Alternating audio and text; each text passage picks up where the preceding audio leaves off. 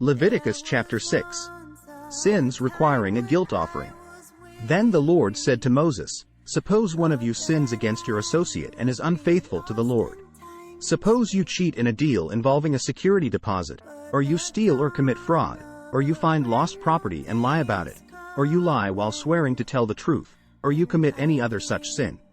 If you have sinned in any of these ways, you are guilty. You must give back whatever you stole, or the money you took by extortion, or the security deposit, or the lost property you found, or anything obtained by swearing falsely. You must make restitution by paying the full price plus an additional 20% to the person you have harmed. On the same day you must present a guilt offering. As a guilt offering to the Lord, you must bring to the priest your own ram with no defects, or you may buy one of equal value.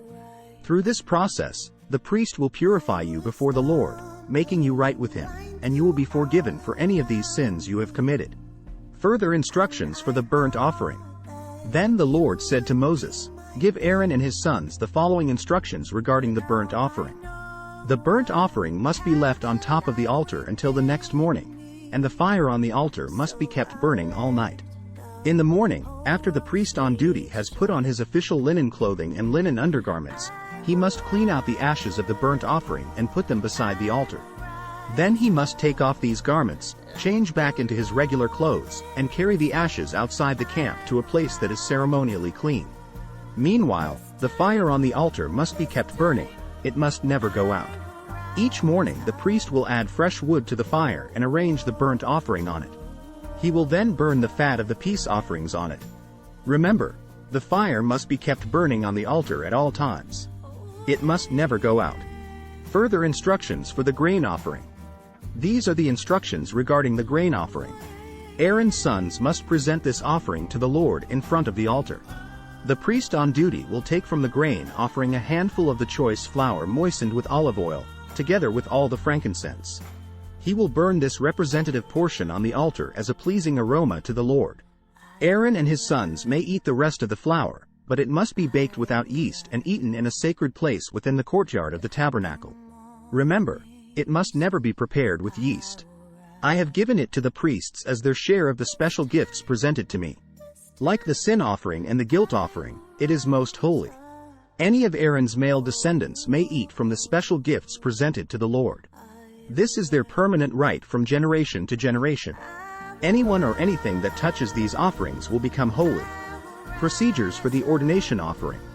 Then the Lord said to Moses, "On the day Aaron and his sons are anointed, they must present to the Lord the standard grain offering of 2 quarts of choice flour, half to be offered in the morning and half to be offered in the evening.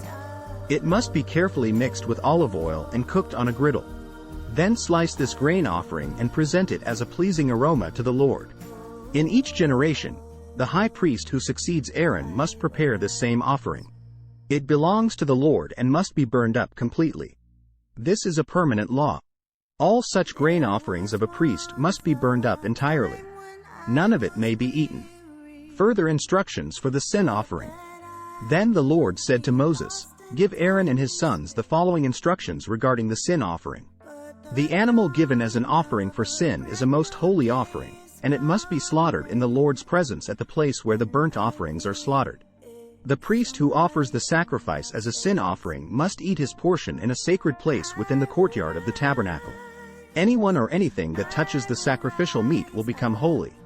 If any of the sacrificial blood spatters on a person's clothing, the soiled garment must be washed in a sacred place. If a clay pot is used to boil the sacrificial meat, it must then be broken. If a bronze pot is used, it must be scoured and thoroughly rinsed with water. Any male from a priest's family may eat from this offering. It is most holy. But the offering for sin may not be eaten if its blood was brought into the tabernacle as an offering for purification in the holy place. It must be completely burned with fire." Thanks for watching.